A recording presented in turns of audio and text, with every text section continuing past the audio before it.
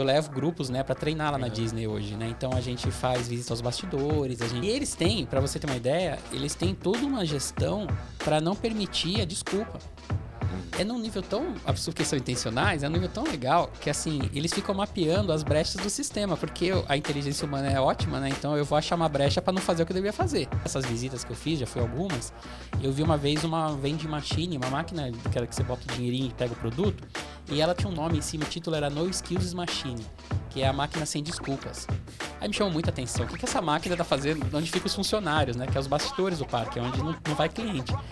E aí eu, na curiosidade, cheguei perto e me encantei com o mix. O mix era muito diferente. Tinha acetona, tinha cortador de unha, tinha lixa de unha, tinha coisa de cortador coisa de barba, de fazer barba, espuma de barbear. E aí me intrigou. Daí eu falei assim, moça, né, instrutor lá, pra instrutora, moça, o que é essa máquina? Ela falou assim, é o seguinte, essa máquina a gente criou porque existem algumas desculpas tradicionais que os funcionários dão para não ir pro palco. O palco é onde eles vão pro trabalho, é a área de trabalho deles, né? Eles chamam de palco e bastidores, porque é uma empresa de show, né? Então ele tem nome para isso. Então muitos caras têm uma ideia aqui que vai chegar e falar, pô, chefe, hoje eu não posso subir lá para vender sorvete porque eu não fiz a barba e eu preciso, né, o meu look Disney, que eles chamam, é barba feita, e eu esqueci, vim correndo, socorro, não vou poder. Ah, vai. Você vai pegar o seu dinheiro, você vai lá na Skills Machine, você vai comprar a lâmina, você vai fazer a barba e vai subir pro palco. Fala pessoal, sejam todos muito bem-vindos aqui no RoyConCast, nosso podcast feito aí para você, gestor de e-commerce, empreendedor, líder de marketing também que está no dia a dia de uma operação digital. E hoje aqui, meu co-host mais uma vez, o Flávio. Opa, sejam muito bem-vindos aqui ao RoyConCast. Hoje a gente vai trazer um tema muito interessante. E é uma pessoa que todo mundo que passava aqui comentava, a gente falava assim, putz, tem que trazer. Exato. Eu vou mandar, primeiramente, um agradecimento da pessoa que passou o contato, que é a Ju Couto, né? Então, mandar um beijo aí pra Ju, agradecendo essa ponte. E, cara, hoje a gente vai falar sobre negócios, sobre Disney, sobre metodologia, sobre um monte de coisa. Então, o convidado aí vai compartilhar bastante coisa com a gente. O tema principal aqui, pessoal, é como criar uma cultura empresarial de excelência. Então, a gente vai falar de vários fatores que influenciam. Exato. Né? E antes da gente apresentar o nosso convidado, deixa eu dar 2 recados. Bora então, lá. O primeiro, se você está acompanhando o RoyConCast, não esquece aqui de deixar seu like, se inscrever no canal, seja pelo Spotify ou pelo YouTube. E também não esquece de conferir o nosso treinamento Econ Shift, desenvolvido aí para profissionais de marketing, de e-commerce e empresários que querem desenvolver essas estratégias de marketing. Quanto custa o Econ Shift? R$37,90. E tem nem desculpa, né? Tem desculpa, e assim, é R$37,90 uma única vez, não é nem mensal, hein? Ó, então tá caramba. muito barato. E trazendo uma novidade para vocês, na próxima semana a gente vai lançar o treinamento do TikTok Shop para você que quer entrar aí dentro desse novo canal. Tá crescendo Bacana? muito, né? Segundo recado, nosso Segundo patrocinador. recado, eu acho que vai trazer o sabor aqui da magia para esse episódio, hein? Já vamos emendar o tema aqui, Boa. né, gente? Pessoal, ó, tá rodando aqui também a Lucal Chocolates, nosso patrocinador oficial aqui do RoyConCast. Então, para você que gosta de apreciar um bom chocolate, mas busca, né, algo que seja zero açúcar, né? Zero açúcar, zero glúten, zero lactose. É a nossa recomendação. Vai estar o link aqui embaixo, Lucal, e também o QR Code. Tem o cupom aí da Ciclo. RoyConCast? Vai lá, coloca RoyConCast no Cupom carrinho. do Roy, na verdade, não é da Exato. Ciclo. Mas é pra gente também, né? Às vezes o pessoal distribui lá pra equipe também os cupons dentro do time. Exato. Aí você coloca RoyConCast no carrinho que você vai receber 15% de desconto na primeira compra. Legal. Vamos chamar o nosso convidado? Boa, não esquece de dar temos o... o Pô, tem brinde que dar aqui, o... Ó, primeiro, quem que é o nosso convidado hoje aqui para eu separar o brinde para ele? O nosso convidado é o Rodrigo Marucho, especialista em Business Excellence, autor do livro A Magia da Excelência e também, descobrimos agora, indústria e e-commerce, né? Legal? Seja bem-vindo, bem-vindo. Rodrigo. Obrigado, gente. Muito Ó, obrigado. antes de mais nada, tô a lembrancinha para você da Valeu. Lucal. Boa. Espero que goste. Como a gente já falou, né? É zero açúcar, né? É zero açúcar, zero lactose. Pô, excelente. Adorei. Marca incrível. Para você que tá ouvindo, acesso e-commerce, né? Exato, Obrigado, acessa aí, obrigado lucal.com.br. Acho que você vai gostar, hein? Eu Depois acho manda que o feedback. já, muito, muito. Obrigado, gente. Tem um Posso creminha deixar aí. aqui? Pode deixar, Pode. Teu creminho pode passar no pão. Ó, que legal. Adorei. Muito bom. E aqui, ó, para vocês que estão acompanhando, tem esses 2 livros aqui também. Como que faz para antes, né, o Rodrigo? Se você quiser se apresentar, aí você pode falar também como que a galera consegue adquirir esses livros. Pô, gente, obrigado aí pelo convite. Eu tô muito feliz de estar aqui. Já acompanho vocês há um tempão e falei, nossa, um dia eles vão me chamar. E obrigado, Ju, pelo convite, pela ponte para o convite acontecer. E eu tô muito feliz de estar aqui. Cara, eu tenho, sei lá, mais de 20 anos de e-commerce. Eu comecei em TI. E me apaixonei pelo comércio eletrônico, dali fui para o marketing, fiz um MBA em marketing, desenvolvi várias coisas, várias iniciativas lá no primórdio do negócio. Na década de 90 eu tive uma agência, lá em 96, eu tive uma agência digital, uma das primeiras, acho que do Brasil. Que da hora. E a gente era o braço digital das agências tradicionais, porque eles não sabiam fazer nada digital, né? E nem a gente, né? A gente estava aprendendo, era tudo novo. Então era uma fase assim que a gente chegava, a gente não sabia nem como cobrar. A gente chegava no prédio do cara, era bonito, a gente cobrava mais. Não sigam isso hoje, não funciona. Mas na época é o que dava, cara. A gente estava começando tudo e eu me apaixonei pelo e-commerce quando a primeira vez eu fiz uma compra online num site gringo. Eu, muito fã de Metallica, eu descobri que os caras vendiam um box que eu nunca tinha visto no Brasil. E eu falei, cara, eu vou ter esse troço. Eu meti lá, eu fui fazendo o que o site mandava, eu nem sabia que aquilo era um e-commerce. E ele foi pedindo coisas, de repente ele pediu o cartão, eu dei, e o negócio falou, ó, vou te entregar em 12 dias. E eu falei, uau, se isso acontecer, eu vou viver disso, porque isso é incrível. E 12 dias aconteceu. Tava lá na minha casa, para inveja dos meus amigos todos metaleiros. Eu tinha um livro lá, o box chegou e eu falei, é isso que eu vou fazer da minha vida, porque isso é demais. Eu não imagino, eu não ter que sair de casa para comprar alguma coisa, o negócio eletronicamente, sem falar com ninguém, ele vai chegar. Eu falei, Isso em que ano, desculpa, você falou? Cara, tô falando de 98, por aí. O prazo médio era 12 dias, ó, como a Maurício tá falando. Não, internacional, hein? Internacional. Internacional. Tá. Americano. Era porque que você lembra aquela vez lá que você deletou o arquivo? Aquele arquivo que você deletava do PC e o PC não ligava mais. Tipo isso. E foi assim, cara. Dali eu descobri que isso chamava comércio eletrônico. Era incipiente, assim. No Brasil tinham algumas lojas.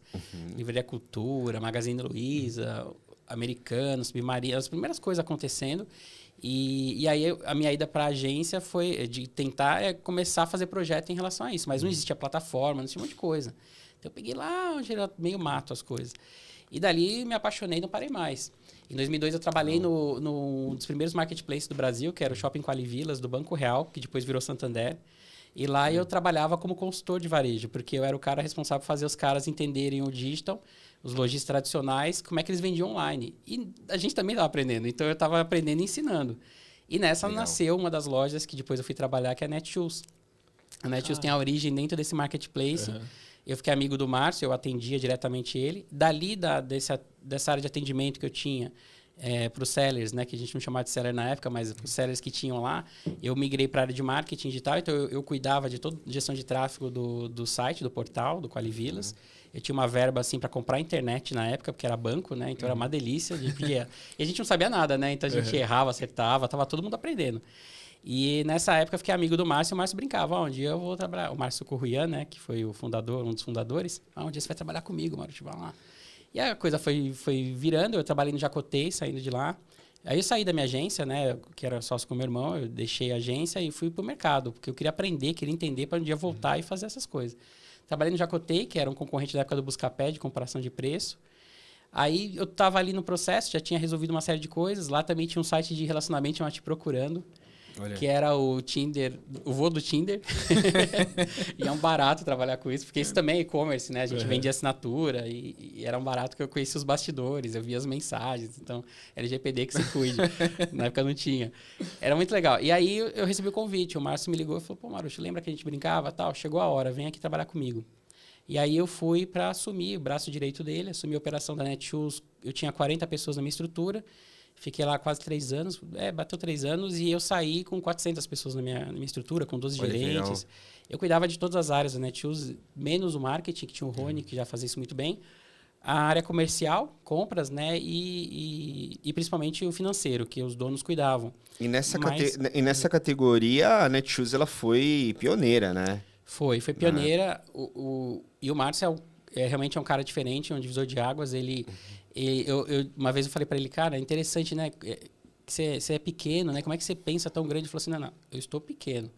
Eu vou ser a maior loja de esportes da América Latina. Aí eu dei a segurada na risada e falei, não, esse cara é muito doido. Porque assim, onde ele está enxergando, que ninguém enxergava. Como que... E ele começou, interessante, quando eu conheci que eu era consultor da loja dentro do Marketplace, ele vendia sapato, roupa, acessórios, assim, sapato, cinto, bolsa, sapato feminino, e não vendia nada. Estamos falando de 2002, cara. Como é que vendia isso no online? Não tinha como. Aí ele teve a sacada que foi a virada de chave. Ele falou, peraí, sapato é estranho vender porque o cara não tem referencial de tamanho, você vai servir. Mas tênis Nike, quem usa tênis Nike 35, usa 35, qualquer modelo. Se o cara é Adidas 42, ele usava Adidas 42. Eu vou para essas marcas. E aí ele virou a chave para o esporte. Eu estava lá, eu acompanhei essa virada, que é o que fez a coisa virar. Aí quando ele foi para esporte, aí ele achou um jeito de quebrar essa barreira da compra. E aí a coisa, aí o resto é história, né? E você tem um posicionamento, né? Porque, por exemplo, eu mesmo sempre lembro da Netshoes na categoria de tênis de esporte. É o que vem na minha mente. É o que virou. Ela começou como calçado e tal, mas depois ela falou, não é isso que vai virar na internet agora. E, por ironia, depois eu saí da Netshoes, eu trabalhei na X-Stock, e aí sim, eram calçados femininos, sapatos femininos, e aí o mercado já estava preparado para aquilo, a gente já tinha tecnologia, tinha zoom na foto, já dava para girar o produto. Não, e parece uma coisa simples, porque, por exemplo, eu lembro que uma determinada época, para vender calçado, existia muita barreira do experimentar o tênis, o calçado, só que também você tinha muita dificuldade técnica por detrás para configurar tamanho, cor, tipo, tinha todas essas barreiras. Não tinha grade, não tinha plataforma preparada para esse tipo de negócio. Tanto que muita coisa surgiu graças a Netshoes. Na época, pra vocês terem uma ideia, a gente foi dos primeiros a usar o RP Abacus, que era da KPL. E o Abacus, ele não era de e-commerce, não existia um RP para e-commerce. Só que a gente começou a crescer e falou, precisa ter um back-office aqui, alguma coisa que dê vazão à troca, um monte de processo que hoje é manual. E não dava conta, porque a gente já estava batendo 4.500 pedidos, estava insano.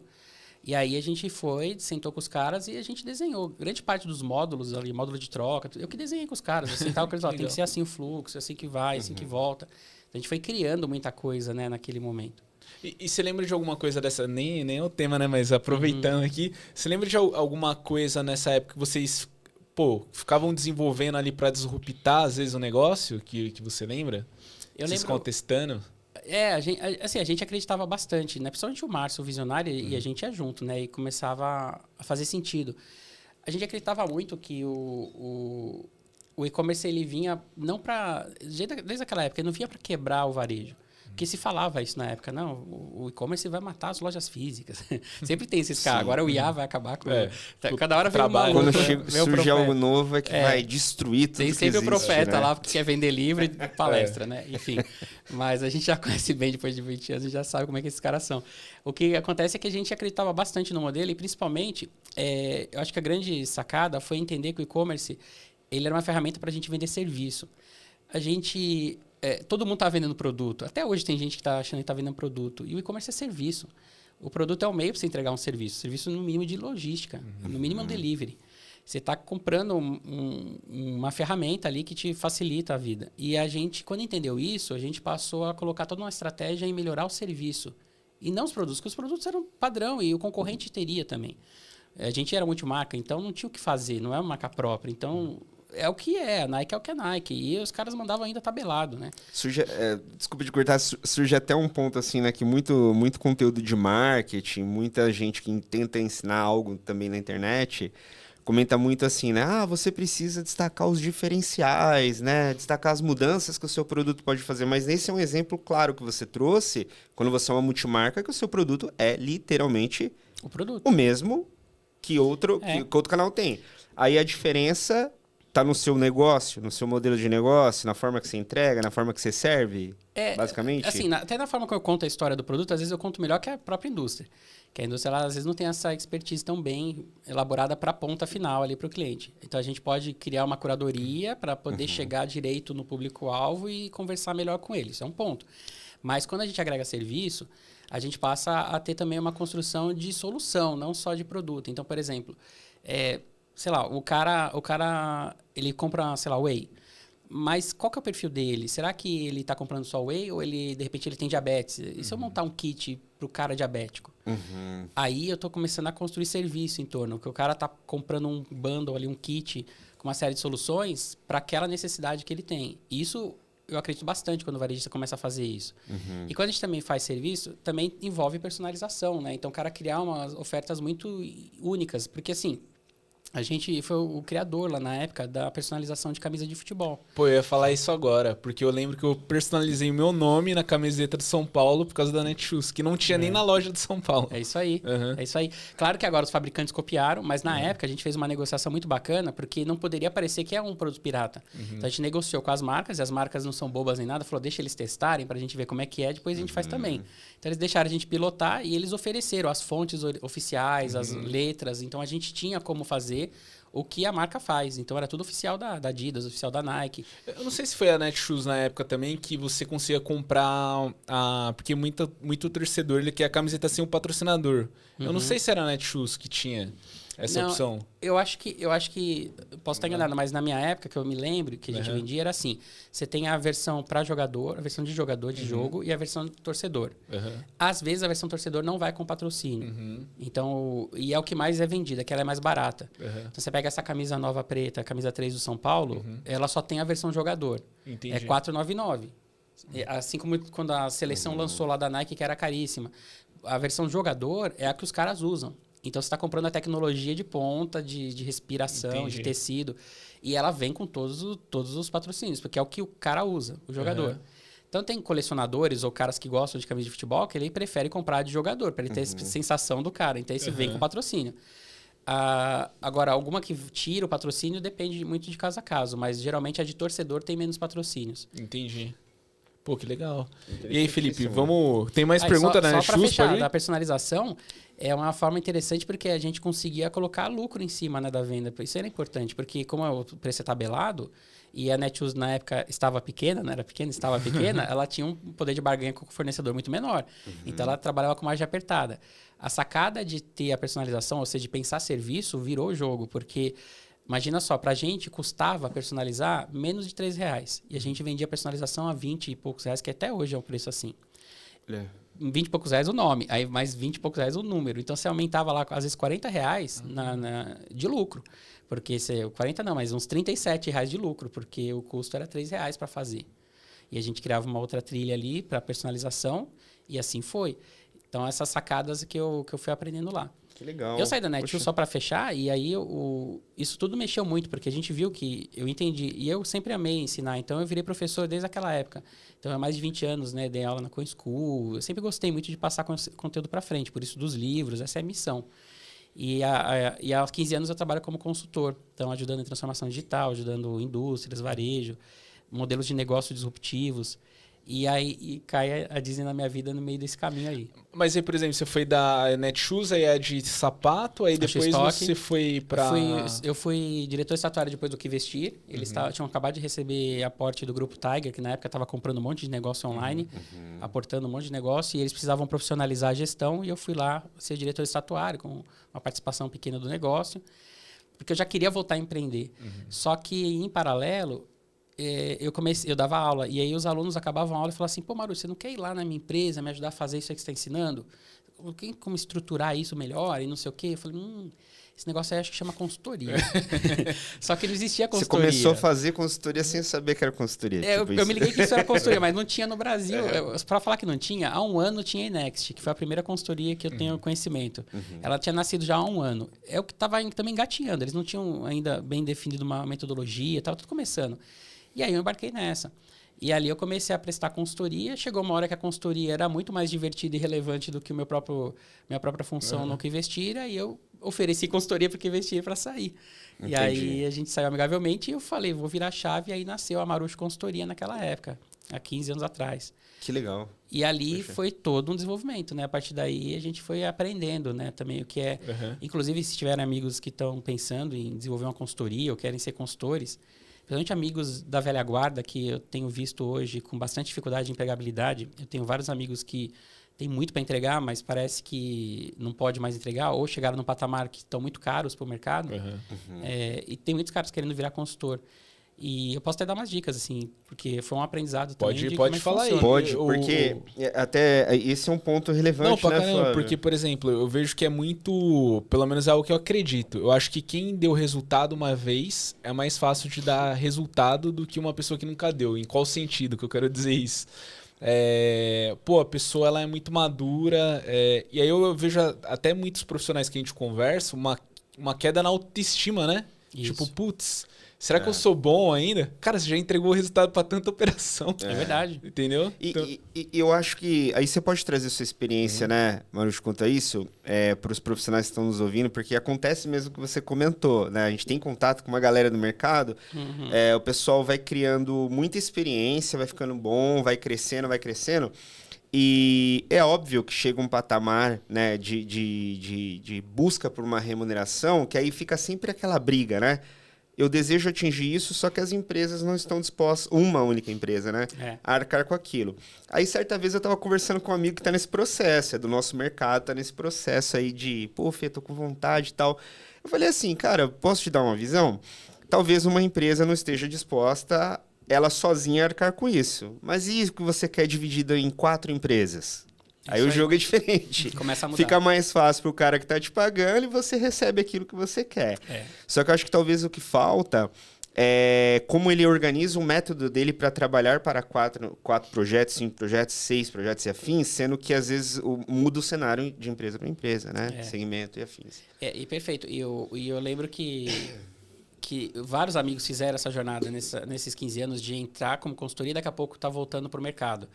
Em algum momento dava ruim, ou não era o suficiente, ou não encaixava uma proposta de valor que o mercado quisesse fazer, ou não era sustentável. E muitas dessas coisas acontecem porque a consultoria ela precisa de ponto de partida, óbvio, experiência prática. Eu estou pilotando em cima de alguma coisa que eu já tenho vivência, porque senão o cara... E o cara, no final das contas, ele está comprando atalho. O consultor entrega para ele uma lição de casa já meio montada que ele não precisa quebrar a cara várias vezes para aprender, porque é muito caro, às vezes, o custo do aprendizado. Então, eu brinco que a consultoria, ela tem o ROI da consultoria é em cima dos atalhos e do caminho mais bem direcionado que é construído do que se ele tivesse que pagar de outra forma, que seria mais caro. Então, ele paga mais barato para conseguir chegar num lugar mais rápido. A consultoria pode ser esse elemento aí de conexão com essas coisas, com o objetivo dele. Mas o interessante é que a consultoria não é só o cara ser muito bom tecnicamente, porque vários caras muito feras não conseguiram ser consultores. E eu atribuo muito porque existem outros skills, principalmente soft skills, são questões mais comportamentais. O consultor eu atribuo muito mais a ser um cara que ele conhece muito, ele tem uma capacidade muito de se adequar a cenários, ele tem jogo de cintura, ele tem flexibilidade, ele consegue mapear rápido o ambiente que ele está inserido, ele consegue entender a cultura daquela empresa, e aí ele consegue encaixar o delivery dele ali com aquele tipo de necessidade mais direcionada. E é muito comum também os consultores não entenderem que eles têm que estar no comando da situação. Porque o cara contrata exatamente o cara que conhece mais que ele. Então, naquele ambiente, o dono é o dono, mas só que ele é o cara que tem propriedade sobre aquele assunto. Então, é muito comum, consultores, e eu fiz isso no começo por não saber, você fica meio como se fosse um médico. Você vai na frente do cliente, aí você pergunta para onde está doendo.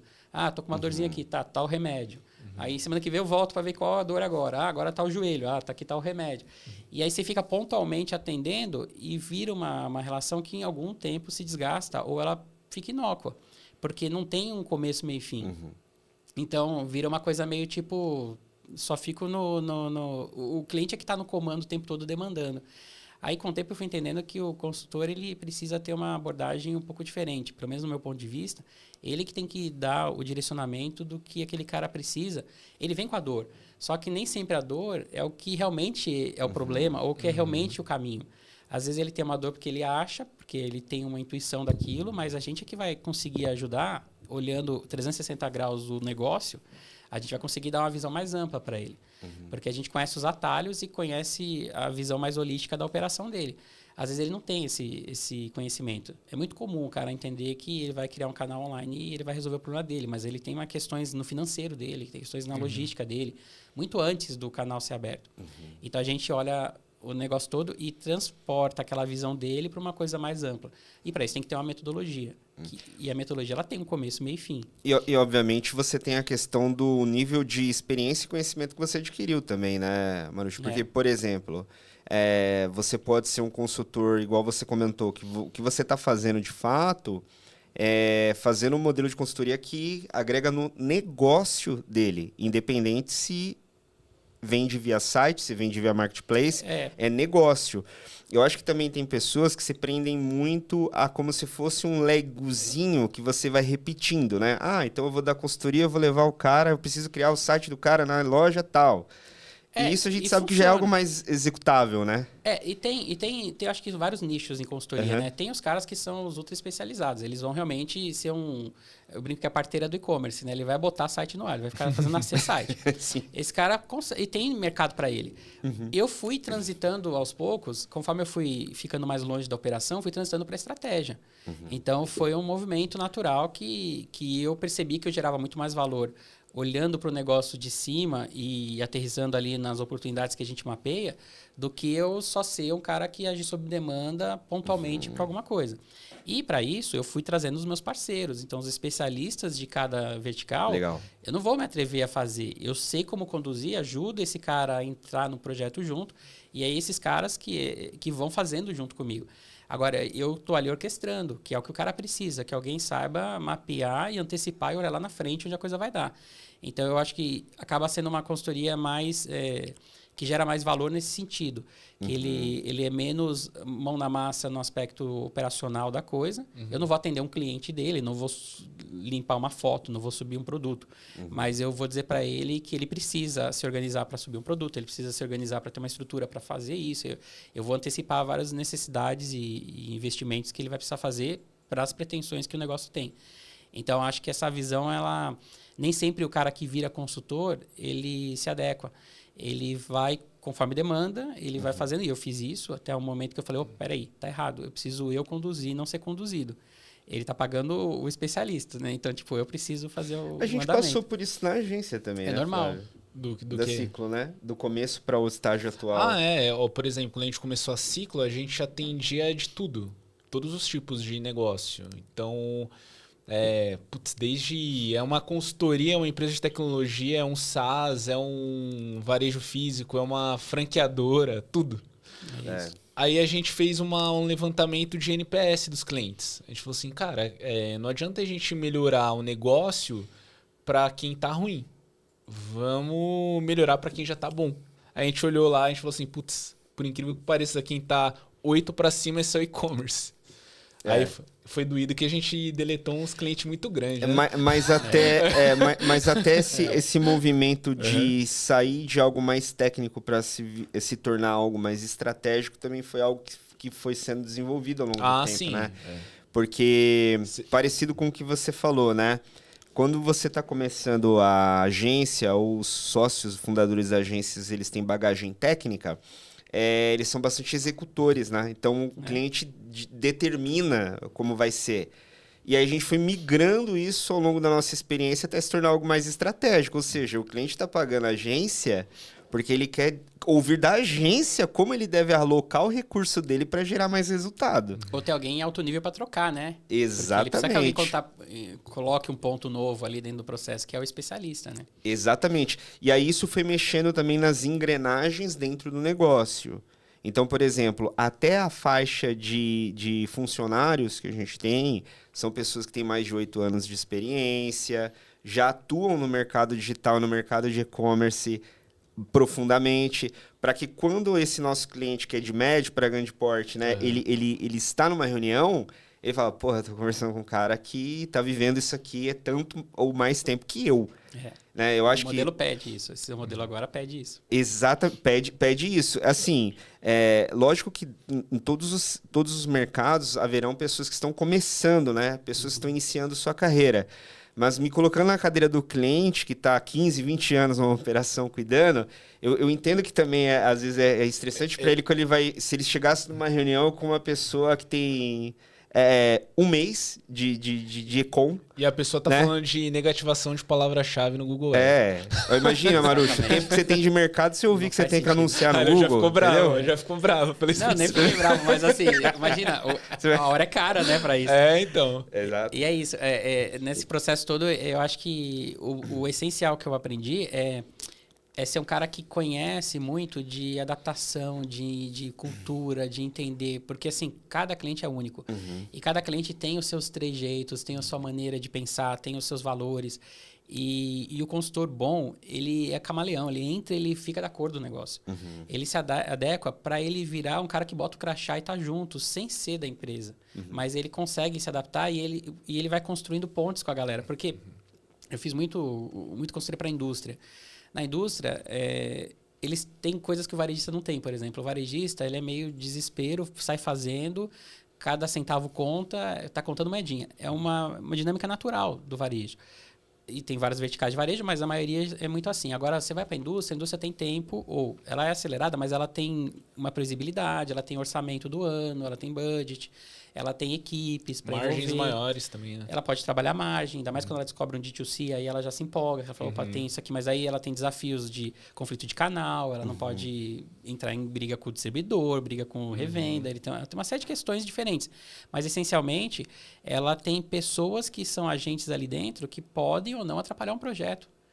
Ela pode ou não fazer aquilo acontecer. Então, grande parte das vezes, um projeto de consultoria não daria certo. Não é porque não achou a tecnologia certa, não é porque eles não tinham dinheiro, é porque as pessoas lá dentro atrapalharam. Porque vai mexer no meu quadrado aqui, eu tô aqui há 20 anos, e aí quem é esses meninos aí do e-commerce querendo mexer nas coisas? Vocês sabem, né? Vocês conhecem bem essa realidade. Então, a ideia é a consultoria, ela antecipar também toda essa parte política, essa parte de gestão de pessoas. Eu vou falar de projeto daqui a pouco. Primeiro eu quero saber quem são, eu quero trazer esses caras para junto, eu quero angariar patrocínios em todas as áreas, eu quero envolver esses caras como meus comparsas do bem para fazer esse projeto acontecer. Então isso toma tempo, isso exige habilidade, tem que ter persuasão, tem que ter negociação. E nem todo consultor entende que isso está dentro do jogo.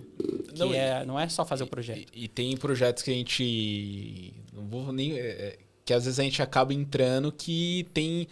equipes dentro do próprio negócio que não se lidam bem lá. Isso. E a gente entra no meio. Nossa, a gente atende as duas áreas às vezes. Aí você tem que ter aquele jogo de cintura, assim, sabe? Você tem que ser Superman. Como que eu vou, né? Putz, a gente precisa fazer acontecer. Aí você descobre que tem duas áreas na empresa que as pessoas não se dão bem e você atende as duas. Aí você fala, ué, tá, então vamos lá. Vamos entender como eu ajudo aqui, como eu ajudo ali. Os caras remar junto. Eu não vou dar o nome aqui da indústria, mas a gente pegou a indústria de eletrodoméstico gigantesca. E aí tinham duas presidências. E eles não se falavam. Cara. Um era de small appliance, que eram os eletrodomésticos, o outro era de geladeira. E o geladeira era o primo rico e o outro era o primo pobre. E eles não trocavam figurinha. Só que eu precisava dos dois, porque o mix dos dois ia entrar no site, quando fosse fazer o D2C. E aí, para sentar com os caras, aí foi, reuniões da ONU, assim. E isso não tá implícito, não tá explícito, mas tá implícito dentro do projeto de consultoria. Você acha que isso entraria é uma skill, né? Vamos colocar dessa forma, que as pessoas vão desenvolvendo? Em ser político? Esse é o termo que a gente poderia usar dentro de uma empresa? O termo político ele já vem embarcado com muita coisa de muita negatividade, mas tirando essa, a aplicação é essa. Lá na origem da palavra, né, a gente está falando de ter o processo que é quase democrático, né, que envolve gente, mais pessoas que fazem parte e sentem orgulho de pertencer a esse processo. Então, eu acho que é aí que muito consultor não dá certo, porque não entendeu isso. Ele não entendeu o jogo que ele está jogando. Ou quer gerar, ou às vezes está muito claro para ele como ele vai gerar o resultado, ele entra às vezes com 2 pés no peito na empresa. Mas ele vai errar. É aí que ele vai perder a mão. Porque assim, não é o resultado. O resultado é consequência. É óbvio que ele está contratando alguém para resultado, mas assim, não é o resultado pelo resultado. O resultado primeiro é pessoas. Primeiro, você tem que olhar para a gestão daquilo. Então, assim, a minha preocupação, por exemplo, nas primeiras reuniões é entender quem é quem influencia quem que é o dono do dinheiro, mas quem é o que toma a decisão na ponta. Nem sempre fica claro isso. Eu costumo dizer que eu faço 2 reuniões. Eu tenho uma reunião que está todo mundo vendo e tem uma reunião silenciosa. Eu sou o cara mais viciado em tentar ler e mapear a reunião silenciosa, que é onde ninguém está dizendo nada, mas está realmente dizendo o que tem que ser dito. é na reunião silenciosa que você ganha o jogo. Então, como é que você percebe isso? É o movimento de cadeira, é quem senta ali, onde que senta na ponta, quem senta do lado direito, quem senta do lado esquerdo. Tem tudo um ritual dentro de uma empresa que quando você entende, você sabe que o cara quer ser amigo do rei, quem que é o rei. Então, cai por terra tudo que está sendo falado, porque o que está sendo falado não é necessariamente o que vai acontecer no projeto. É muito comum você lidar com grandes empresas que o cara já sabe o que ele quer do projeto. Só que ele, às vezes, não pode ser babaca o suficiente de dizer para todo mundo, vai ser assim, time. Ele tem que fazer com que o time acredite que fez parte disso. E eu sou um elemento que tem que entender isso e colaborar para que vá naquela direção. Eu sou um facilitador do cara. Eu não sou eu que vou fazer o processo, ele já sabe. Então, se eu entendo isso, com certeza o projeto vai ser um sucesso. O problema é que o consultor nem sempre entende. Tem cara que senta lá, que já vem com uma ideia prefixada, ele atropela, inclusive, do cara que realmente quer o projeto ou do jeito que o cara quer. Então, dá um exemplo.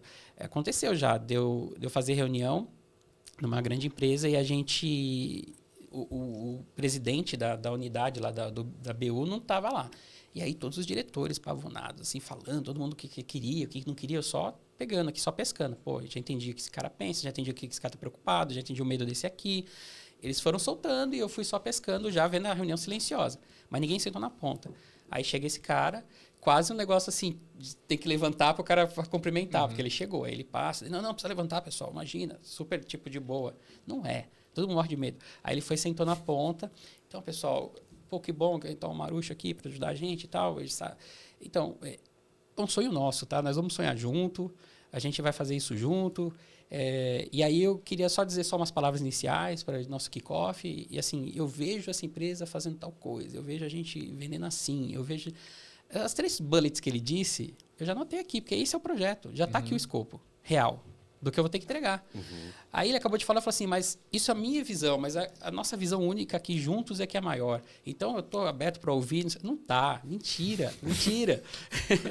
Só que eu sei, só que eu não falo nada. Eu falo assim, sim, vamos trabalhar colaborativamente. Vamos criar. Não vai, cara. No final, ele vai me chamar de canto e falar assim, Marucho, eu quero isso aqui, isso aqui, isso aqui. Se não tivesse aqui no projeto, você não tem que estar aqui. Essas coisas que eu acho que são habilidades, são skills que a gente precisa ter quando a gente... Não só para consultor, mas qualquer fornecedor de mercado, né? É capturar o que está sendo não falado, o que está nas entrelinhas. Eu acho que esse é o grande diferencial. Que eu consegui me manter até agora, né? Fazendo consultoria com sucesso, porque consultoria também é isso. Se você vive de case, se você não está conseguindo construir sucesso, morre. Ninguém te indica mais. Eu não prospecto. Eu só tenho meu pool de amigos e parceiros que me colocam nas consultorias, que me indicam. Então, eu só estaria vivo até hoje porque essa capacidade de mapear funciona. É um trabalho de bastante recomendação, né? Eu encaro como... eu tenho algumas profissões que, na minha visão, é similar a esse movimento. Por exemplo, contador, que é de confiança. Sim. Nosso contador está com a gente há 10 anos. Advogado também, um bom advogado que te ajuda, ele vai ficar com você anos e anos e anos. Então, assim, eu percebo que tem algumas profissões, né? Que a questão de um bom trabalho e essa recomendação é ela que vai fazer acontecer, né? E ele não é o consultor, o contador, esses caras não são fornecedores, eles sentam do mesmo lado da mesa que o cara. E a gente tem a obrigação de explicar isso para o cliente, que ele não está contratando uma solução ou um fornecedor, ele está contratando um cara que vai ter a chave do cofre dele. E é uma responsabilidade muito grande ser consultor por causa disso, porque você pode sugerir caminhos que podem levar o cara para o azeite e você tem que ter noção do que você está falando. Então, por isso que é muito sério. Mas, ao mesmo tempo, é uma relação diferente. E quando a gente vai pegando a manha, quando o cara começa a te colocar na caixinha do funcionário, você tem que puxar o cara de volta, você tem que relembrar ele quem você é. Porque é outra coisa que muitos consultores esquecem. Porque com o tempo, é natural que isso se vá se amolecendo. Então, o consultor tem que ser o guardião, inclusive, do posicionamento dele, do direcionamento de tudo. Enfim, eu fiquei um tempão, né, nesse processo, ainda estou. E a questão de 2 anos atrás, eu saí da consultoria, eu tinha outros sócios, eu saí porque eu tinha o sonho de também focar bastante em palestras, treinamentos, em paralelo às consultorias que ainda existem. E para isso eu queria montar um instituto, né, focado no desenvolvimento das pessoas e tal. Aí nasceu o Instituto A Magia da Excelência, que eu chamo de AME, né, que é a sigla. O Instituto AME ele vem com essa proposta, né, de não é da missão de ensinar, mas é da missão de fazer as pessoas ficarem felizes quando aprendem um negócio novo, que é o que eu sinto quando eu estou estudando e aprendendo. Eu pensava que minha missão era ensinar, minha missão não é essa. Minha missão, eu fui descobrir depois que é fazer as pessoas terem a mesma sensação de uau, que delícia aprender, que é o que eu tenho cada vez que eu aprendo uma coisa nova. E eu quero provocar isso nas pessoas. Eu quero essa carinha de tipo, que legal isso aqui, que eu não tinha pensado. E essa coisa gostosa virou minha missão e a missão do Instituto.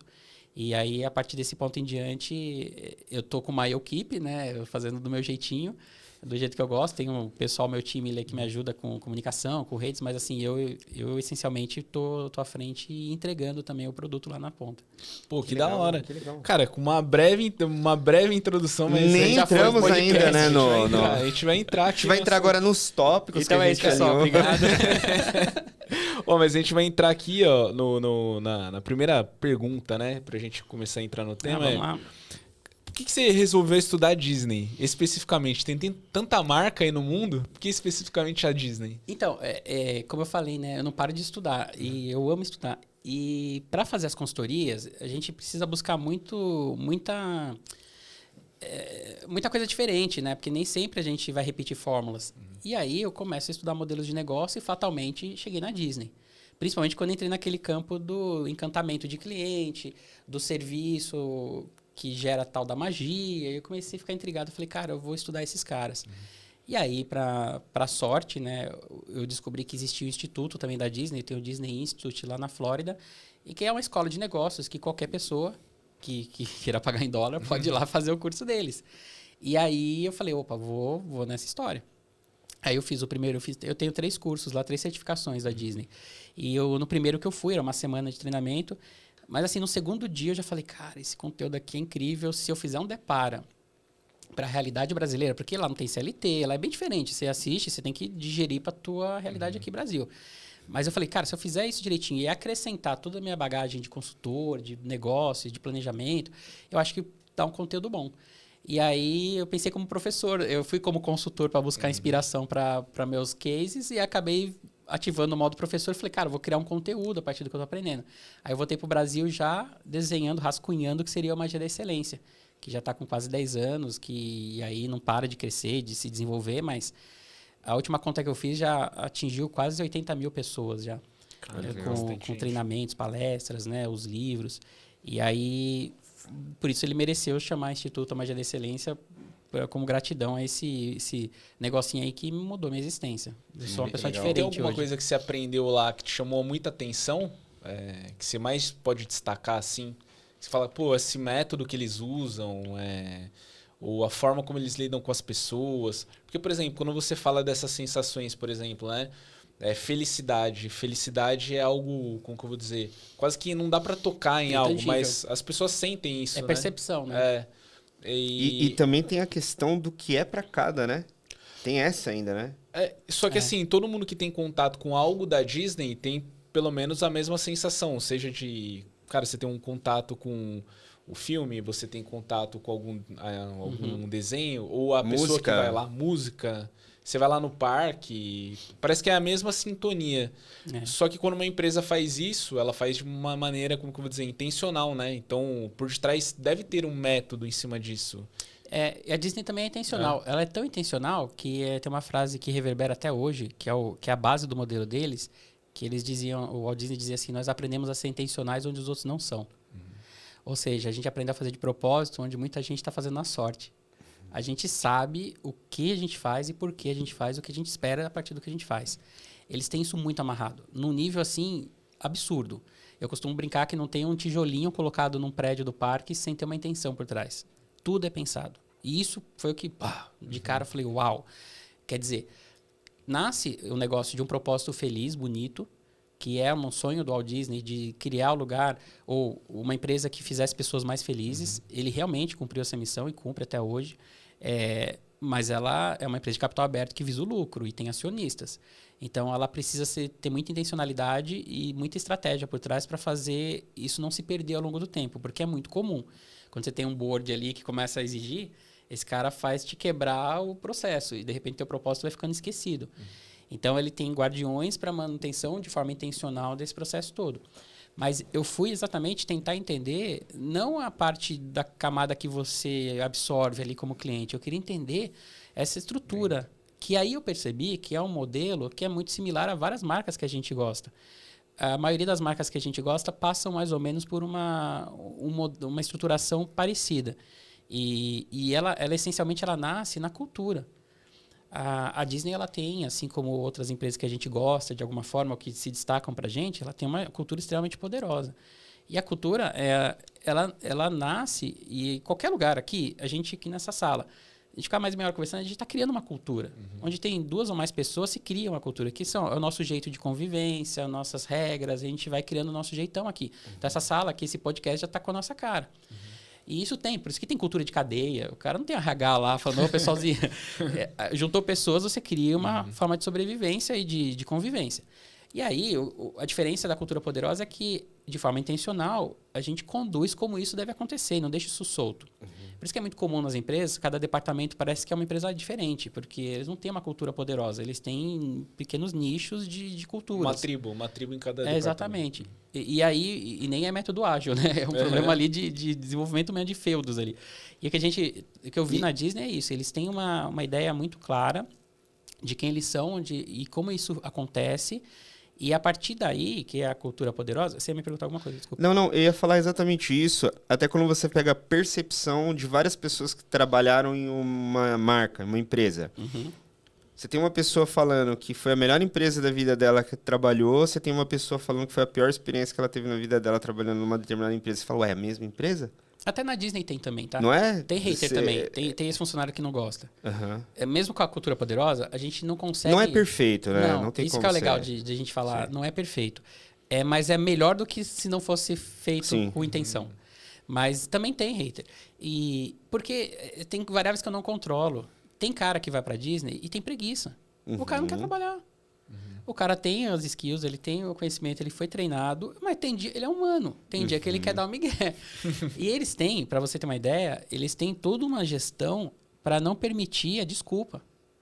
É num nível tão absurdo, que são intencionais, é num nível tão legal que assim, eles ficam mapeando as brechas do sistema, porque a inteligência humana é ótima, né? Então eu vou achar uma brecha para não fazer o que eu deveria fazer, ou fazer menos. Então eles estão o tempo todo mapeando, e assim que eles mapeiam, eles fecham aquele buraco. É igual o cara que trabalha com o sistema de segurança. O cara vê as portas abertas, ele sai fechando para não entrar hacker. Mas você tem algum exemplo disso?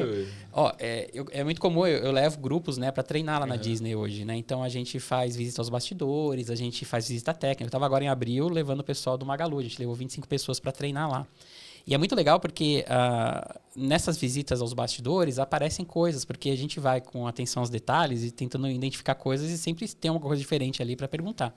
Numa dessas visitas que eu fiz, já fui algumas, eu vi uma vez uma vending machine, uma máquina daquela que você bota o dinheirinho e pega o produto, e ela tinha um nome em cima, o título era No Excuses Machine, que é a máquina sem desculpas.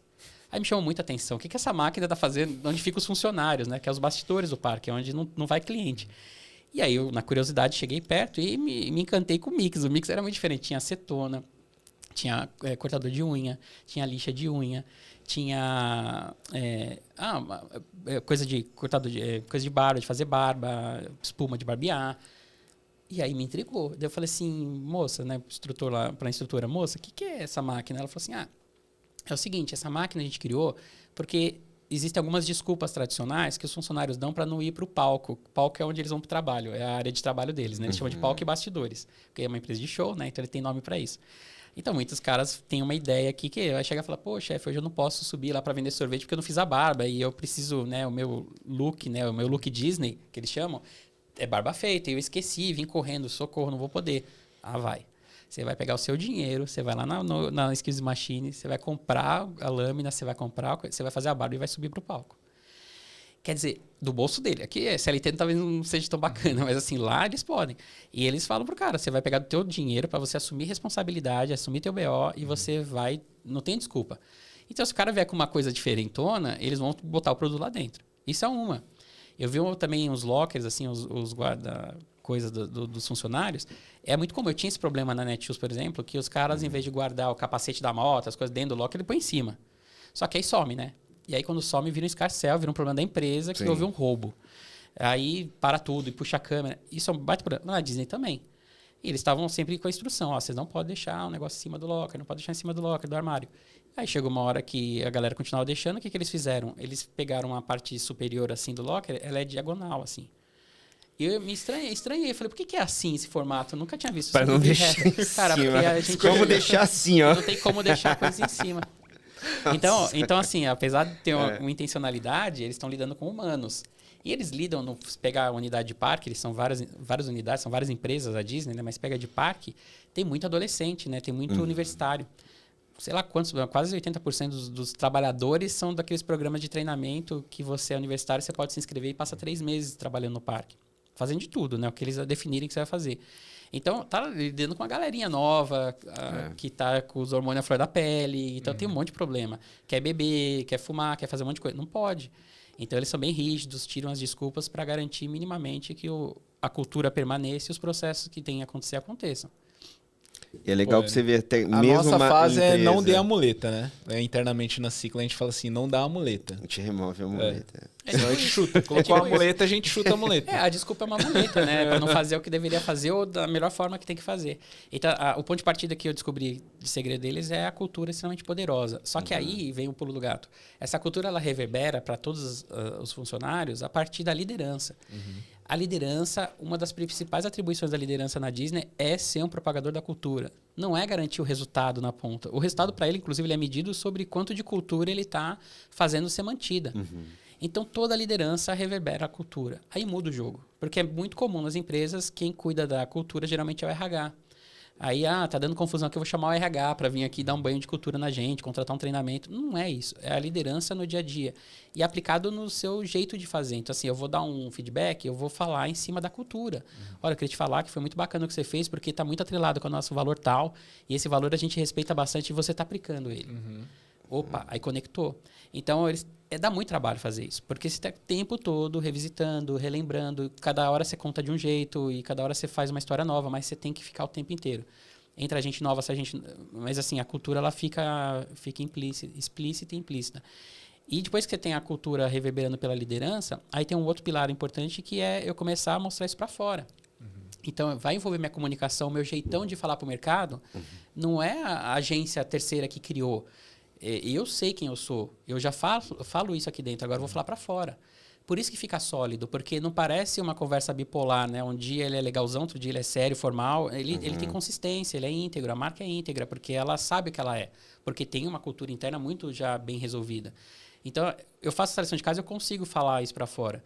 E aí, como é que eu materializo isso? No serviço que eu apresento. Então, no atendimento, na forma da prestação de serviço da marca. Ali eu vou materializar o que eu já sou.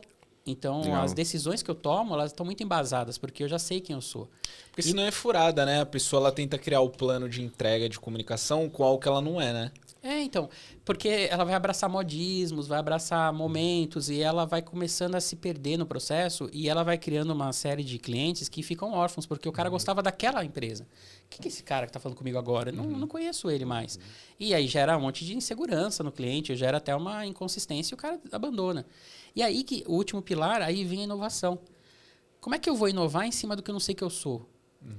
Eu vejo um monte de empresas, às vezes a gente vai fazer consultoria e o cara fala assim, me ajuda a criar uma área de inovação, mas é baseado em quê? Porque tem que ter, porque precisa inovar, senão eu morro. Mas você não, qual é a sua origem? O que você tem de legado? Qual que é a tua história? O que é você? E em cima disso a gente vai empilhar uma inovação incremental. Agora você vai criar uma coisa desconectada de tudo, só um alien aqui dentro, esse alien não é sustentável. Às vezes ele pode sair muita coisa legal dali, pode sair de repente até um spin-off do negócio, sair uma empresa nova dali. Mas a Disney ela tem muito claro que ela vai para a inovação assim que ela já sabe quem ela é, que a liderança já propaga muito bem isso, que eu já comunico isso para fora e que eu materializo esse serviço. Agora eu inovo. Então, isso está muito amarrado. E eu fiquei encantado quando eu vi isso, porque eu vi isso funciona há 100 anos. E tá claro que foi melhorando, e sem né? o fundador, né? Sem o fundador. Porque como eles têm isso tudo muito amarrado e eles são intencionais, eles inclusive se prepararam bem para essas mudanças. Mas tem fragilidade. Depois da pandemia, o Bob Iger, que é o grande CEO da empresa, que é um dos maiores acionistas da Disney, porque cada ano foi ganhando participação, esse cara é praticamente dono da Disney, e ele se aposentou, ou ele se retirou e ele foi lá pro board. Só que aí, quando os acionistas colocaram um novo presidente, esse novo presidente ele começou a atender mais os anseios de lucratividade, até pelo perigo da pandemia, porque foi muito absurdo o prejuízo. E esse cara, para responder esse tipo de situação, ele começou a fazer umas decisões, tomar umas decisões que começaram a se afastar da cultura, do core do negócio. Então, começaram a ter cobranças em coisas que o Walt Disney sempre propagou que era para ser democrático, que todo mundo teria direito. Ele começou a colocar dinheiro nisso, começou a fazer coisas que começaram a afetar a base de fãs e a Disney sentiu. Acho que desde a aquisição também de outras empresas, né? Sabe, Fox, que é da A Fox, Simpsons, né? Sabe não seria uma pauta, né? Mas uma curiosidade minha também agora, ainda falando de um negócio como o tamanho da Disney, por exemplo, né? É que, além dessa questão de cultura, pessoas, a gestão, você tem mais um pilar que é o pilar artístico, né?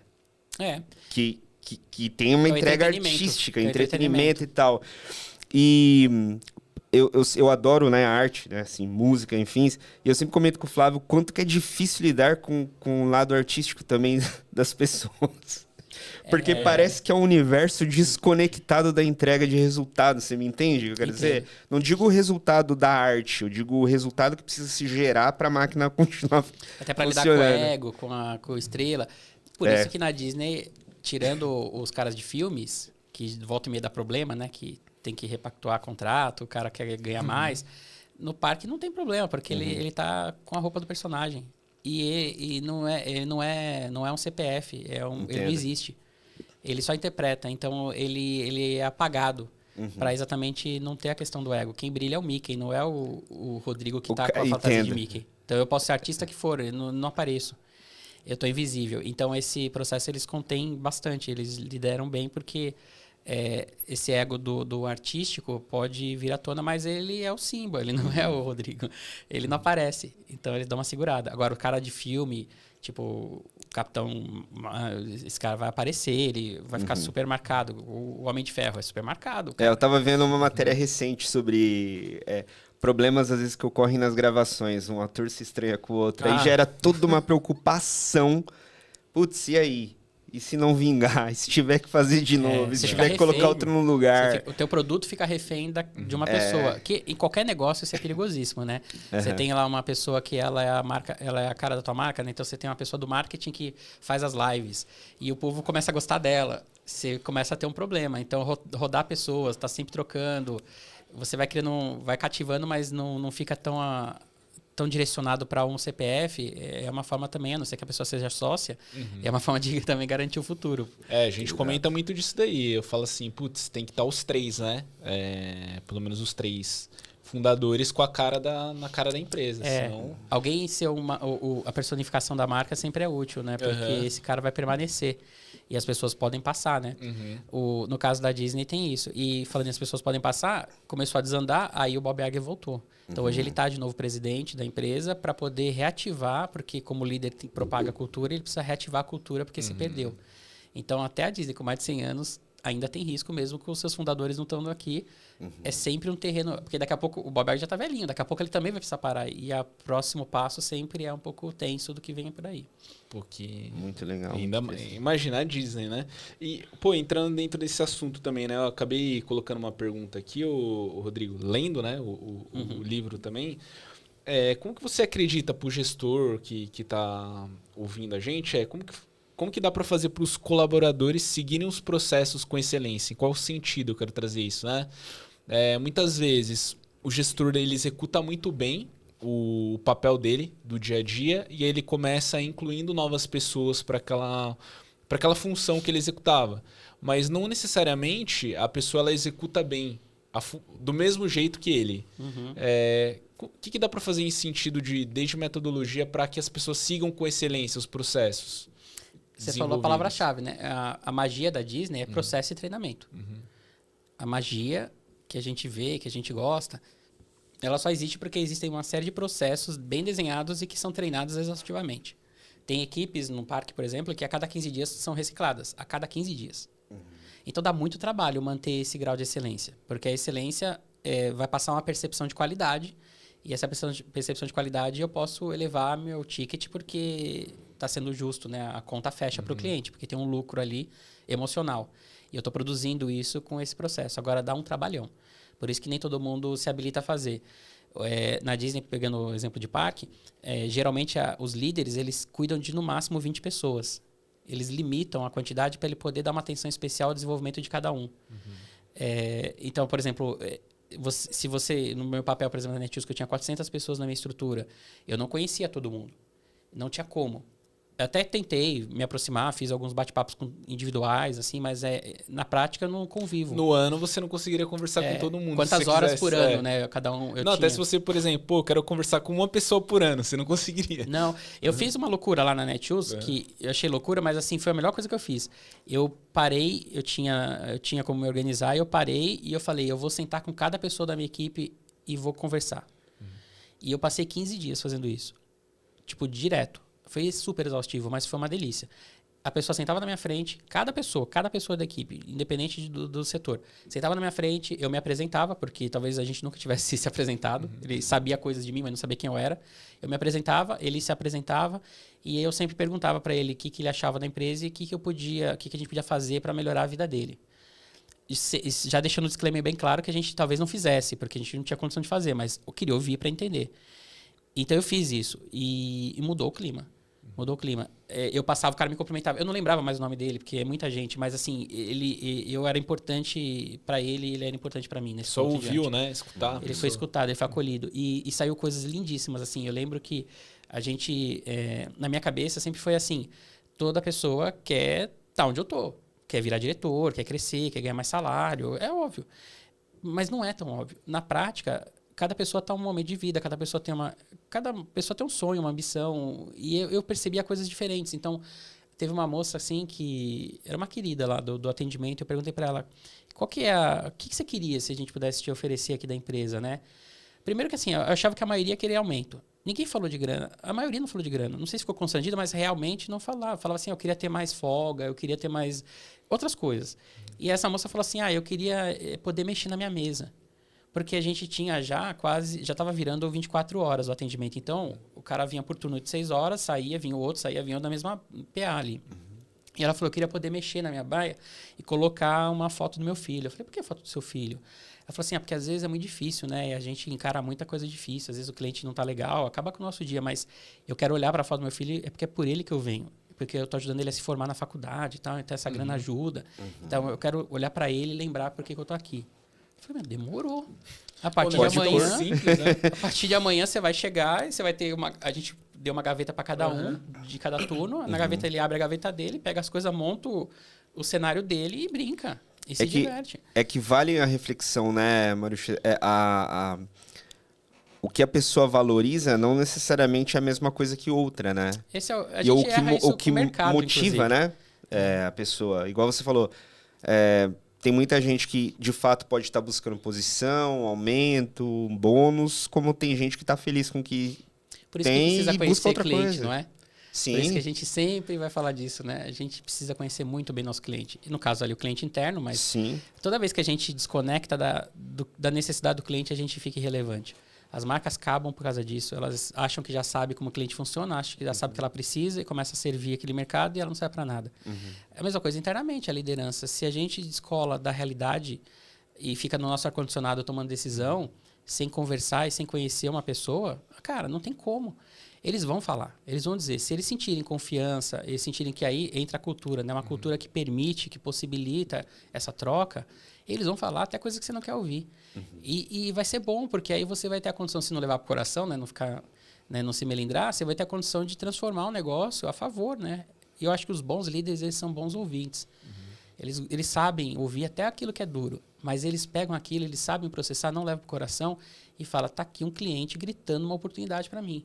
Deixa eu fazer a diferença. Na Netshoes foi isso, e assim a Disney faz. Ela tem essa proximidade dos líderes com os seus funcionários, então esse cara se sente acolhido, mesmo ele tendo uma equipe aparentemente pequena para lidar, mas é garantido um microgerenciamento ali. E principalmente ele gerencia as emoções do cara. Ele se preocupa originalmente se o cara está bem. Isso eu achei bonito. Eu tava a gente quando faz o treinamento, eles levam a gente para fazer visita técnica, a gente vai até o parque. Aí tinha uma moça varrendo lá, e eu perguntei pro meu instrutor, se você fosse o chefe dela e ela estivesse varrendo errado, qual seria a sua abordagem?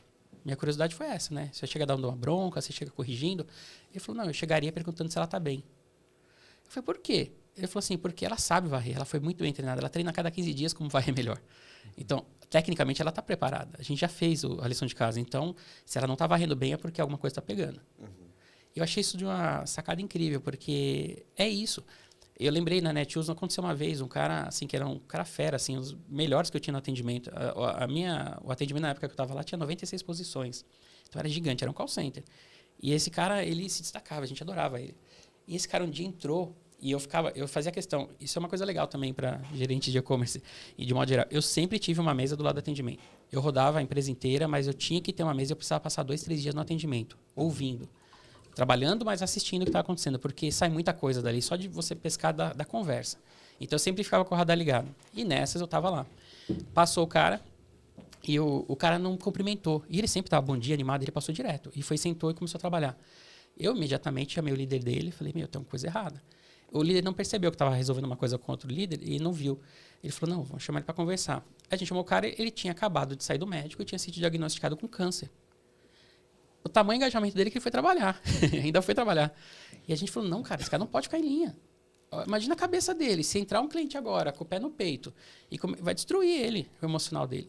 Ele não vai dar conta. A gente tirou ele da linha e falou, cara, vamos conversar e tal. E foi muito legal na época que o pessoal, ele não tinha plano de saúde, a gente estava batalhando por isso e a Netshoes pagou todo o tratamento dele, ele se curou, continuou anos lá na empresa, deu tudo certo. Mas você vê, a percepção do líder precisa estar muito afinada com o seu time, com a sua equipe, porque a sua equipe ela vai ser o que vai materializar a experiência do cliente, que vai materializar quem você é. Então, esse cuidado dá dinheiro, mas também é gostoso de fazer, também dá satisfação para quem lidera. Pelo menos para mim, assim, eu gosto de pensar ser esse líder, porque isso que faz sentido. A gente está servindo o tempo todo e as pessoas estão ali para a gente poder se ajudar, né? Então, a Disney, eu vi isso nela, por isso que eu me cativou. Que eu vi isso acontecendo. Eu falei, cara, os caras, é de verdade, os caras fazem mesmo. Então, faz a diferença. Você sente na ponta, o cliente sai de lá encantado. Tem pessoas encantadas atendendo ele. Não, é porque igual você comentou, né? É uma pergunta tão simples, né? Não é nada técnico. Nossa, você precisa do método ágil de gestão de gente, não é nada disso. Cara, e eu vou te falar, é muito difícil ser simples, né? É. Eu acho que o maior desafio meu, depois de tantos anos assim, é olhar e falar, cara, como eu compliquei tanta coisa. E eu cheguei a uma conclusão, muito do que a gente complica é por insegurança.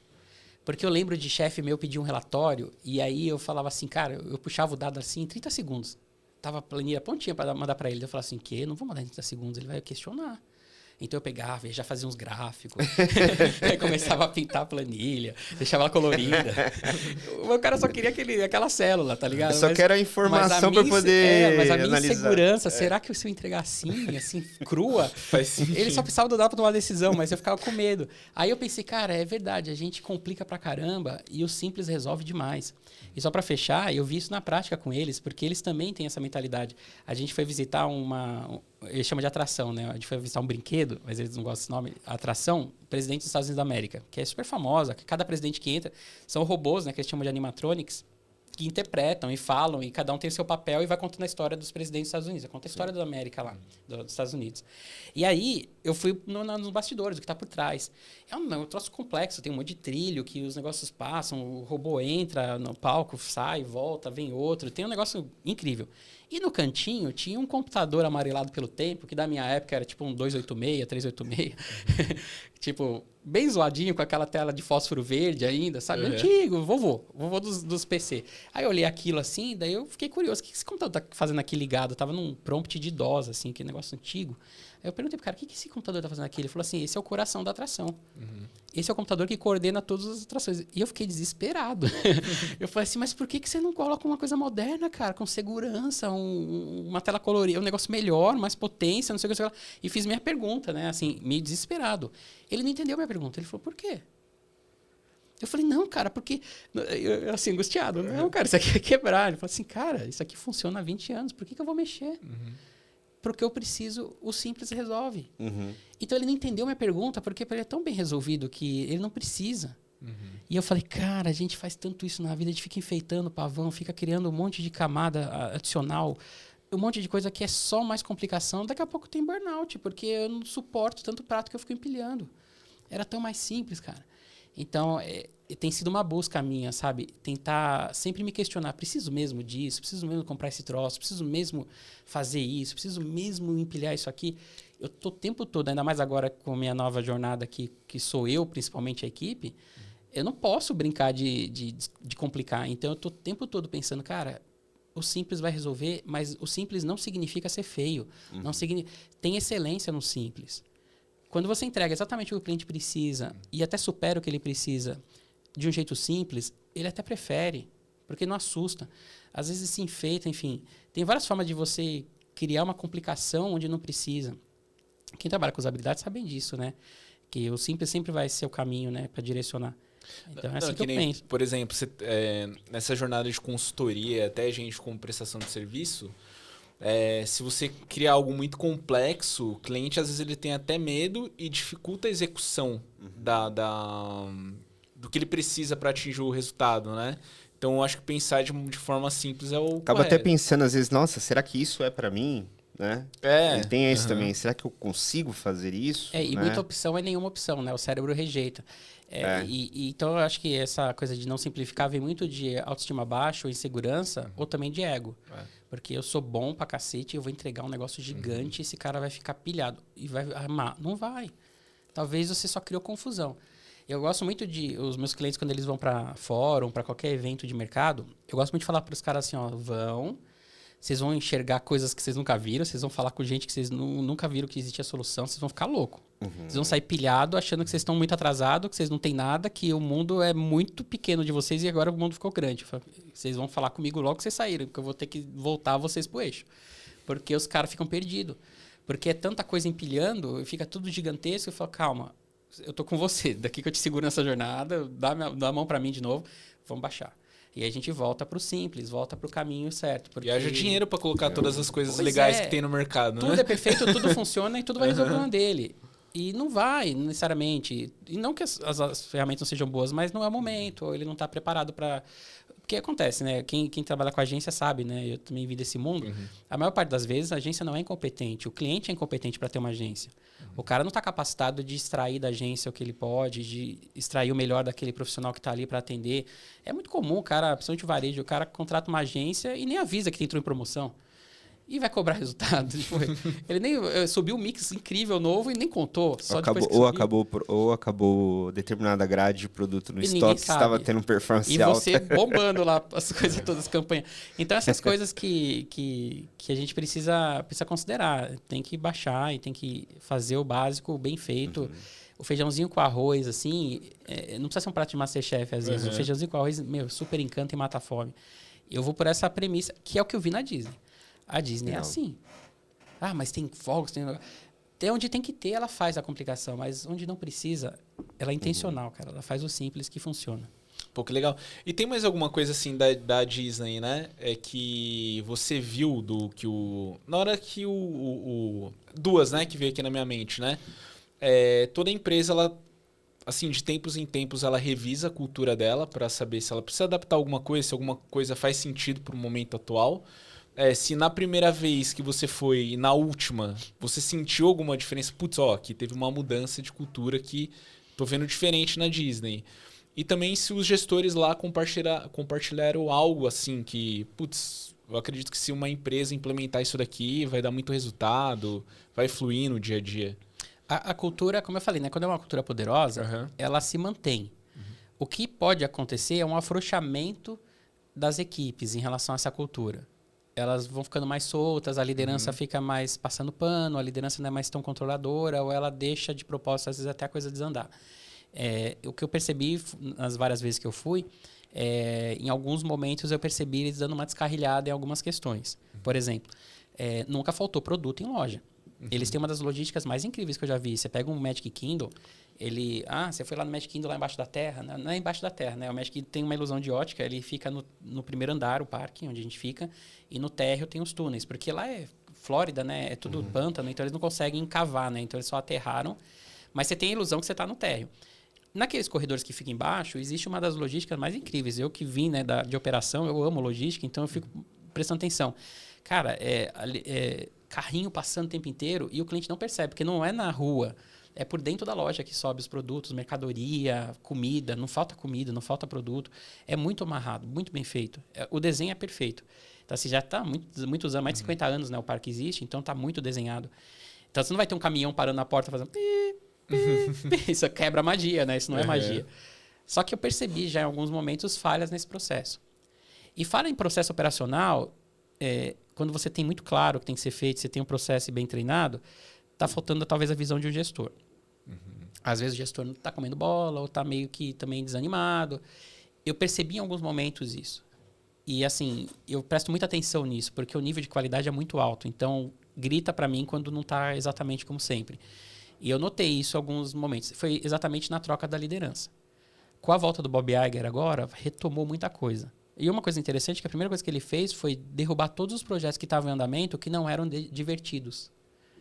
Olha que sacada. Ele falou, isso não é divertido, tira, cancela. O que já vai sair, tem que sair. Essas coisas meio que deram ruim, por exemplo, tipo a Branca de Neve, essas coisas que não foram boas, já tinham que sair, então ele permitiu, porque já estava feito. Mas assim, o que não estava, ele falou, cancela tudo e vou voltar para o eixo. Você vê como é importante. A liderança é a base essencial do processo. Então, existem uns movimentos que eu percebi já, mas eu atribuo muito a um afrouxamento da liderança. Por isso que é difícil ser líder quando você tem clara a noção do que é. O líder, ele essencialmente, ele precisa levar todo mundo para a mesma direção. Se tiver alguém olhando diferente, ele tem que trazer de volta. Essa é a função que o Walt Disney executou a vida inteira. E o Walt Disney tem uma frase que ele fala, de todas as coisas que eu fiz na minha vida, a mais importante foi fazer com que as pessoas que trabalhavam comigo olhassem para a mesma direção que eu. Mais importante, o Walt Disney fez coisa importante pra caramba, mas você vê como esse negócio é muito sério. Eu senti esse afrouxamento da liderança em alguns momentos. Caramba, que legal. Bom, chegando muito aqui na reta final, Rodrigo, que recado que você tem que dar, que você pode dar aí pra galera que tá escutando a gente? E um outro aqui que eu vou perguntar no final é, qual gestor ou empreendedor você indicaria aqui pra gente trazer aqui num episódio do ROI? Pô, recado é difícil, né? Eu não tenho... Cara, eu tenho, acho que o privilégio de viver do que eu amo. Eu cheguei nesse momento, mas não foi assim desde o começo. Eu tive que comer muita grama e fazer muita coisa que eu entendia que era necessário e fazia sentido para aquele momento, para me dar alavancagem para quem sabe um dia eu viver do que eu gosto.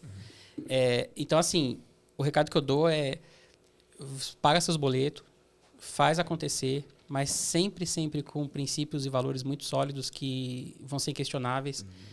Porque a coisa mais importante que a gente tem na nossa vida é o nome. Eu estou há 20 anos no mercado porque, graças a Deus e a mim, eu tive uma manutenção muito boa do meu nome. Não estou no Serasa do e-commerce. E isso é muito importante. E assim, eu criei a condição, o caminho para um dia me realizar também ganhando dinheiro. Se não for possível, para quem está ouvindo a gente, não tem problema. Arruma uma atividade paralela que te dê essa possibilidade. Faça um trabalho voluntário, se engaje numa causa. E eu queria muito, para fechar, falar dessa causa que eu acho que é importante. Boa. Eu tive a alegria de ser convidado para ser embaixador da Liga Digital. Os amigos que não conhecem a Liga Digital, ela é uma ONG que ajuda crianças, né, jovens de comunidade a terem uma perspectiva de vida usando o mercado digital. Então, eles passam por cursos, eles aprendem marketing digital, aprendem e-commerce, aprendem operação. Quem vai ser empreendedor aprende a empreender, a fazer pitch de vendas, a criar um negócio. Eles ensinam e deixam o cara muito preparado. E tem parceria com várias empresas que contratam esses jovens e eles acompanham, no primeiro ano de vida na empresa daquele jovem, eles acompanham junto com o RH da empresa para garantir que esse jovem consiga dar o potencial máximo. Por exemplo, não é só mandar o cara para a empresa e depois o cara desanda, né? Ele não consegue. Então, eles acompanham. E eu, como embaixador, eu tenho o papel de contar isso para todo mundo, de explicar. E a gente faz muita coisa em conjunto, né? Então, em breve eu vou anunciar nas redes o novo Magia da Excelência aberto ao público. Qualquer pessoa pode se inscrever e participar. E 100% do lucro que a gente tiver na venda dos ingressos e todo o processo, venda de livros e tudo mais, vai 100% para a Liga Digital para ajudar esses jovens a continuarem fazendo. Já ajudaram 8 mil jovens, então já é um caminho bem sólido que só tende a crescer. Muito legal. Então, se você tem hoje que pagar boleto, mas ainda tem aquela sensação de que poderia estar fazendo algo diferente, se engaja numa causa social. Hoje, inclusive, a gente está gravando isso aqui no Dia Nacional do Voluntariado. Então, fica o convite para os amigos aí que se engajarem em alguma causa, qualquer que seja, não tem causa certa e errada, mas aquilo que te faz sentido, que move o coração. E quando você perceber, você está ganhando dinheiro talvez com isso também.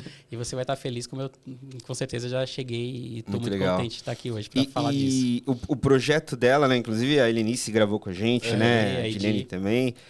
O que eu acho muito interessante do que elas estão fazendo é que, querendo ou não, está conectando os jovens a esse nosso universo de digital, né? Se a gente parar para pensar que, às vezes, a gente está inserido há tanto tempo, acha que é extremamente acessível, né?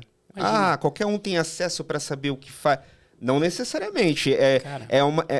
O segmento de e-commerce, a gente sempre brinca que é realmente uma bolha, né? É um grande com bolha. É um segmento... É um mercado grande e pequeno, ao mesmo tempo. Bizarro, é bizarro. É que a gente não consegue... Não é o nosso mundo, né? Mas se colocar na perspectiva daquele jovem que está dentro da comunidade...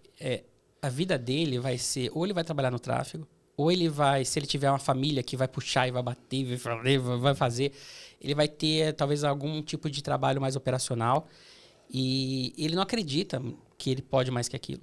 E não que seja demérito ele ter um trabalho mais de base, mas é que ele não consegue saber que ele pode fazer mais. E eu acho que uma das coisas legais de iniciativas como a Liga e outras várias, tem, por exemplo, Amigos do Bem, que é a maior ONG do Brasil. Amigos do Bem chega lá no Nordeste, numa comunidade que está sem água. Eles cavam um poço artesiano, dão água para os caras e aí perguntam para as crianças, o que você quer ser quando crescer? Ela não sabia, ela só queria viver. Ela estava na base da pirâmide de necessidade, ela só queria sobreviver. Tem perspectiva de que existe não algo... tinha. E isso é uma coisa transformadora, porque o cara pode até não ficar no digital, mas ele abre a cabeça dele, ele fala, eu sou mais do que onde eu estou, do que eu sou agora. Eu posso ser mais. E isso é essencial. Existe muito interesse que as pessoas que estão nessa situação não tenham essa visão. Isso é uma questão natural, porque assim eu tenho controle da população. Quanto mais pessoas estiverem despertas e querendo mais e sabendo que podem mais, é difícil eu me eleger, é difícil eu conseguir dominar, é difícil eu ter poder sobre isso. Vocês concordam? 100%. Gente que pensa, você vai ter ou que gente que cresce. Quem está nessa posição vai ter que trabalhar mais, vai entregar resultado para a população. Então, infelizmente, é um sistema viciado e que quer que se permaneça. Tanto que pega, por exemplo, essa ONG do Amigos do Bem, ela não faz nenhum envolvimento político, porque, imagina, aquela população está passando sede há séculos. Era só cavar um poço artesiano de R$15 mil. Mas não tem vontade nenhuma de mudar a população, porque a cada eleição eu vou falar pro cara, olha, eu vou trazer um caminhão-pipa se você votar em mim. Então, tipo, é óbvio que o sistema tem que ficar como está. Então, iniciativas como essa, eu acho que a base disso é mexer na mente e mostrar pro cara que ele pode muito mais do que aquilo que parece que disseram que ele pode ser. E eu acho que isso é essencial e eu fico feliz de fazer parte com a Helenice, com a Edi. Esses caras essas moças são incríveis. Elas vieram de uma realidade também que foi disruptiva, né? E elas agora voltam para mostrar para as pessoas que existe um caminho. Então, acho isso bem legal. E só para fechar, a pessoa que eu traria, que eu convidaria, tem um cara que talvez aqui no nosso eixo, Rio-São Paulo, Sul, não é tão conhecido, mas existe um Walt Disney hoje no Brasil, que eu gosto de dizer. Ele é o cara que prefaciou meu livro, Arte da Excelência, que é o Márcio, que é o CEO da Terra Azul. Pô, eu mandei uma mensagem pra ele, eu tava lendo o começo, eu falei assim, preciso adicionar esse cara aqui, porque tem um depoimento dele no início, O Márcio fez o prefácio, e o Márcio é o culpado por existir a Disney na minha vida, porque foi ele que me convidou para ir com ele fazer o treinamento. Tamanha a noção de negócio que ele tem e o entendimento dele de quanto é importante trabalhar pessoas. A Terra Azul, para quem não conhece, os amigos que estão nos ouvindo, quem é do Nordeste conhece bem, mas a Terra Azul aqui para o nosso eixo ela não é tão conhecida, mas ela é uma pet shop, uma rede de pet shops gigantesca, e que, para vocês terem uma ideia, tem vendedores na loja. Você chega, o vendedor leva o teu carrinho. É muito assustador, é tão diferente pra gente aqui em São Paulo. Tudo bem que em São Paulo também tem um público que até prefere não falar com ninguém, né? Quer comprar e sair. Mas lá, o cara é comissionado, o vendedor é comissionado. Ele te serve, ele leva o seu carrinho, ele carrega a sua ração do teu bichinho, ele vai até o caixa, te entrega no caixa. Eles têm símbolos de cultura poderosa, enfim, eu vou deixar o Márcio vir aqui contar, mas assim, é fascinante. Eu tive a oportunidade de participar do projeto de digitalização deles, a gente criou lá a primeira iniciativa de e-commerce dos caras, e nessa vivência foi muito rica, eu aprendi demais como é possível fazer isso no Brasil, como essa visão Walt Disneyística dele super funciona. Abrasileirou no processo com dele. Com o DNA dele, né? Que é legal. Ele não copiou a Disney e foi legal a gente ir para a Disney para ele perceber o quanto ele estava fazendo já isso de forma natural, porque é dele fazer. Então é um negócio que vocês vão ficar encantados de conversar com ele e entender. E ele é muito simples. A simplicidade do cara e a visão profunda de negócio, a humildade de falar, preciso de ajuda, me ensina Marucho, me ensina consultoria, me ensina...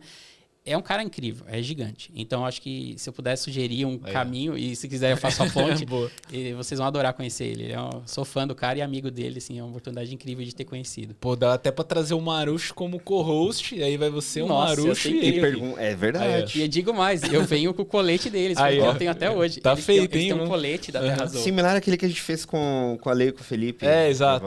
Bora. Eu venho de colete da Terra Azul, venho fantasiado aqui. Vamos fazer isso daí acontecer, pô. Muito bom. E, gente, você tá gostando aqui do episódio, né? Recadinho rápido aqui para você que tá curtindo, né? Deixa aqui teu comentário aqui embaixo, se você estiver assistindo no YouTube, né? Assistindo também. Se inscrever no canal, que é super importante.